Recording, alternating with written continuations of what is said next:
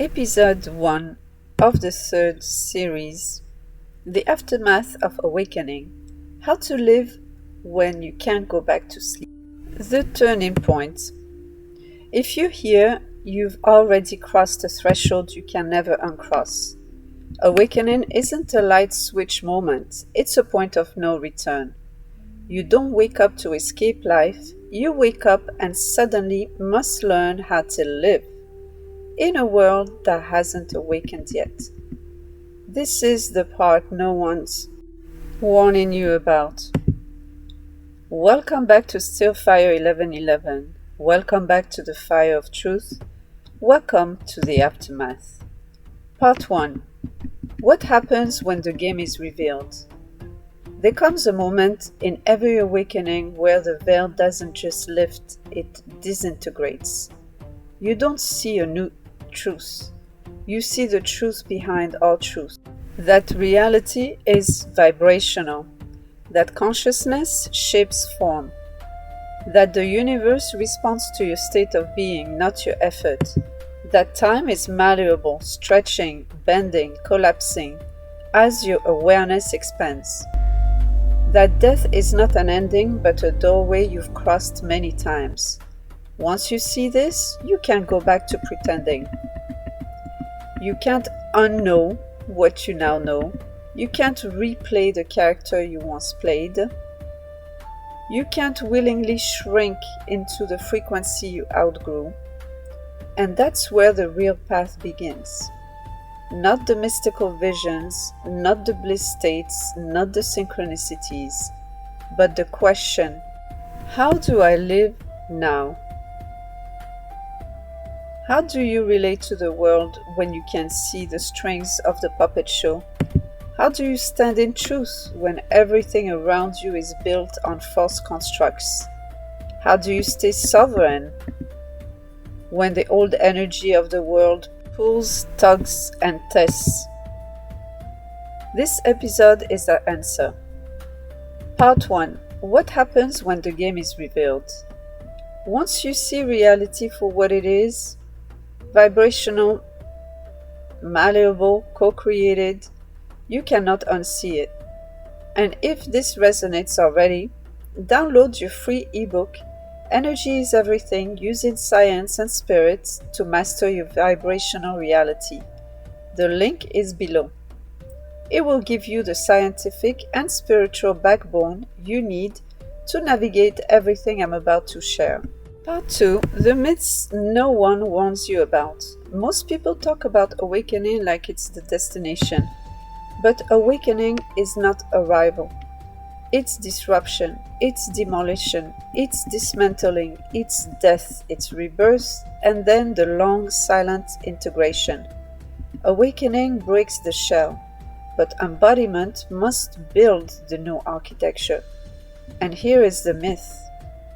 Once awake, life will suddenly make sense. Nope. Life becomes more real, not more comfortable. My relationships will get easier. No, your tolerance for inauthenticity collapses. I will be more lovable. No, you'll be more you, and fewer people will know what to do with that frequency. You will have self-love. Spiritually will make life smoother. No, it makes life truer, and truth often disrupts what was built on fantasy. I will feel connected to everyone. No, you'll feel compassion for everyone, but resonance with very, very few. Awakening isolates you first, only until your new baseline stabilizes, then you will magnetize your real tribe. This is the paradox. Awakening is not arrival, it is disruption, demolition, rebirth. And if you've been afraid you're doing it wrong, you're not. You're just ahead of the curve. Comment, I am becoming, if you're in this stage. It signals to your subconscious that the new identity is crystallizing. Part 3. Life, loss, death, and the gift of impermanence. All your losses, yes, even the devastating one, prepared you for your awakening. Death teaches truth. Death makes the illusion collapse. Death exposes the preciousness of now. You begin to see we are all dying from the moment we are born, which means every moment is a gift, a portal, a sacred chance to show up fully. Death awareness is not morbid, it is liberating. As Rumi said, set your life on fire, seek those who fan your flames. Loss makes you sovereign. Loss removes falsehoods. Loss forces you into presence. And presence is the only place where the true self exists. The only place where timelines collapse into one point, the 0 point. The only moment where manifestation is real. The only moment where the divine is felt. The present moment is not empty. It is full of everything. It contains all futures, all timelines, all potentials. The now is the meeting point between your humanity and your divinity. Loss teaches truth. Death teaches presence. Presence is where you finally meet yourself. And if this part hits your heart, share this episode with someone who's grieving or awakening. It may shift their entire trajectory. Part 4. When you outgrow the world. Awakening changes your relationship with everything. Love. You no longer chase. You no longer bend. You no longer trauma bound. You no longer confuse intensity with intimacy. You no longer equate love with neediness. You realize love isn't something you find. Love is something you are. And only someone vibrating at that same frequency can meet you there. Friendship. You stop tolerating energetic leaks. You stop shrinking to be understood. You stop performing your old identity to make others comfortable. Authenticity becomes non-negotiable. Money. You no longer chase it, you magnetize it. Money becomes energy, not survival. A tool, not an identity. The system. You see the construct for what it is. A collective hallucination built on scarcity and fear and separation. Once you awake, you can still operate within it, but you no longer belong to it. The world. You feel its density, you feel its pain, you feel its potential. You become a bridge between what is collapsing and what is being born. You are the prototype of the new human living inside the ruins of an old world. This requires presence, patience, boundaries, energetic discernment, self-love, slow pace, stillness, faith, trust, integration, courage, and above all, the refusal to betray your own awakening. Love changes, money changes, purpose changes, you change. If you walk in this path alone and craving community, join Still Fire 1111 by subscribing. We are building a high-frequency tribe. Part 5. The danger point. The void between selves. Every awakened being passes through this stage, the void, the space between the old identity and the unbodied self. This is where most people sabotage. This is where people run back to what is familiar. An ex, a job, a coping mechanism, a habit, a belief, a narrative, an identity. Not because it's true, but because it's known, it's familiar. The void is not punishment. It is the womb of your becoming. The chrysalis does not negotiate. It dissolves the old form completely. If you fill the space with old energy, you delay the new timeline. If you stay with the space, You midwife your own rebirth. As Carl Jung wrote, what you resist not only persists, it grows. As the mystics taught, in stillness the true self reveals itself. As physics confirm, coherence collapses probability into reality. The void is secret. Do not rush it, do not fear it, do not feel it. Stay, breathe, witness, trust. Your new timeline is assembling. If you are in the void, the in-between world, this is the chapter that will save you time, energy, and karma. And to help you stabilize in your new baseline, get the free ebook. It has an entire toolkit for navigating contraction, expansion, and integration. See link in the description below. Part 6. The turn. Choosing your frequency. Awakening ends the lie that life is happening to you. You now understand. Life is responding to your signal. Your frequency is your prayer. Your state of being is your declaration. You are the architect of your timeline. As the Bible said, ask and you shall receive. Be surrounded by your gladness. But this was never about begging. It was about alignment. Ask equals choose. Receive equals embody. Be surrounded by your gladness equals connecting to your felt sense. Your job is not to control reality or to force it. Your job is to hold your frequency long enough for reality to reorganize itself around it. This is the new mastery. This is the emergence of the cosmic human, the sovereign being, the awakened architect. This is where true sovereignty begins.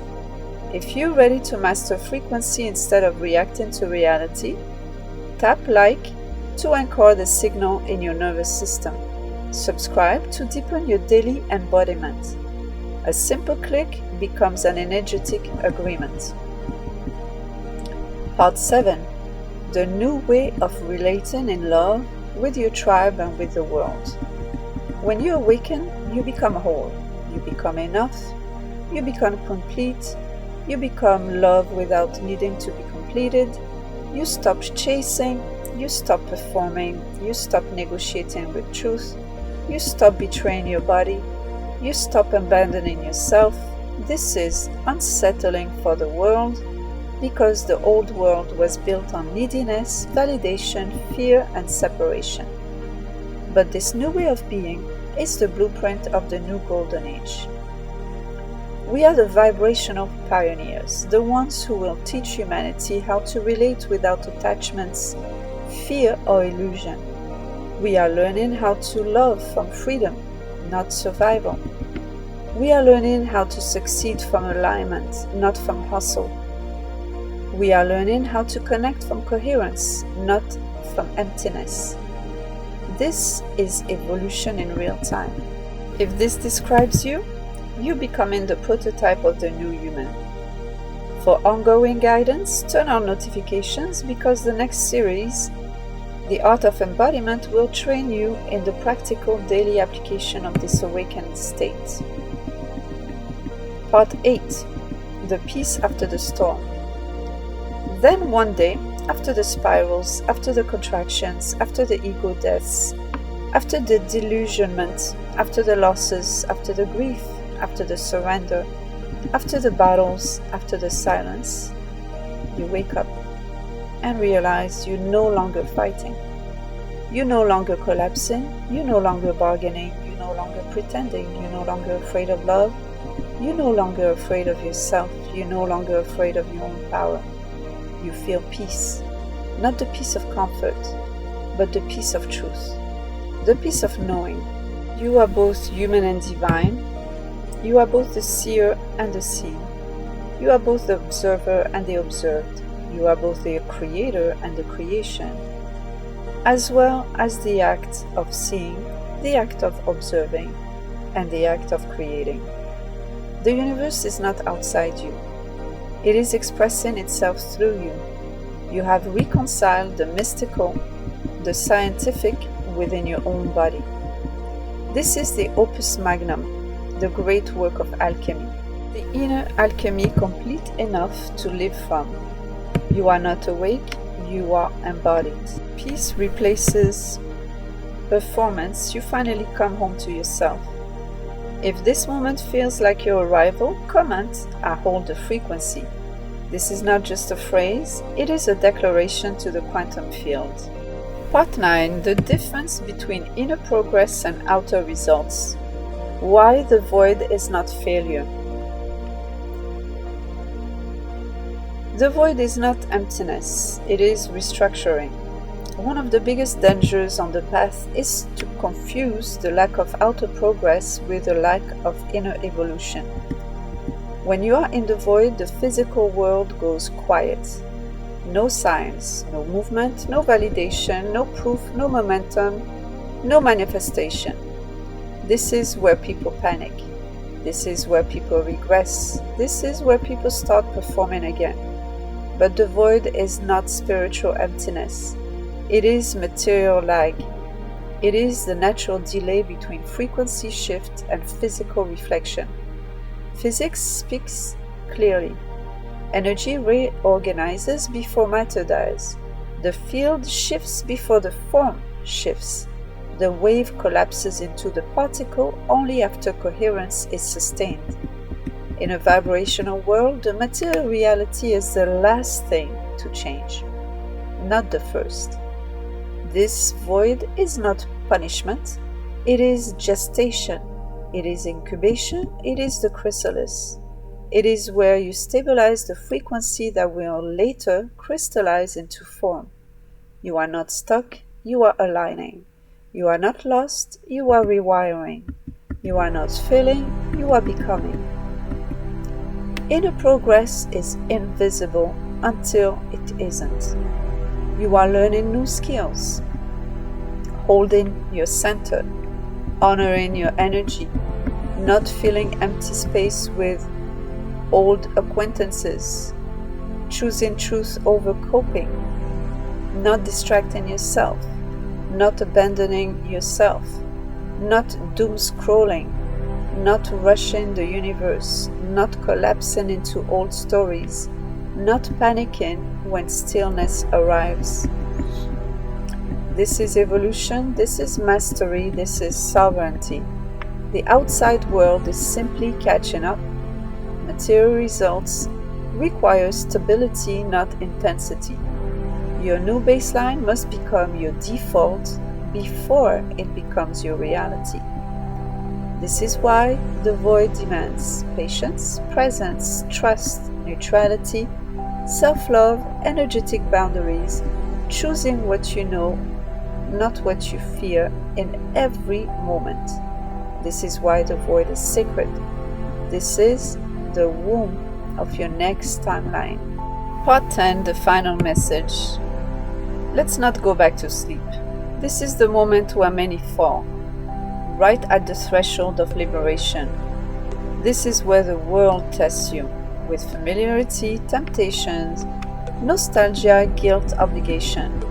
This is where lineage patterns rise. See if you will continue them or break them. This is where the ego whispers, come back. It's easier here. It's more familiar. But listen, you didn't come this far to crawl back into the dark. You didn't survive yourself just to betray yourself again. You didn't cross the ocean of awakening just to drown on the shore. Remember, you are the medicine of your lineage, the turning point of your ancestry, the threshold of the collective, the prototype of the new human. It stops with you. It begins with you. The universe has invested lifetimes in this moment. Do not go back to sleep. Comment, I am the frequency. If this episode resonated, then you already know. You are not here by accident. Your frequency led you here. Your awakening was timed. Your embodiment is needed. Download the free ebook, Energy is Everything, using science and spirit to master vibrational reality. See link below. Subscribe to Stillfire 1111 for the next series, The Art of Embodiment, the practical training for the cosmic human. Share this video with someone awakening. Do not let them walk alone. And comment, I hold the frequency, because you do. And you were born for such times as these. The fire rises, the frequency calls. Stillfire 1111.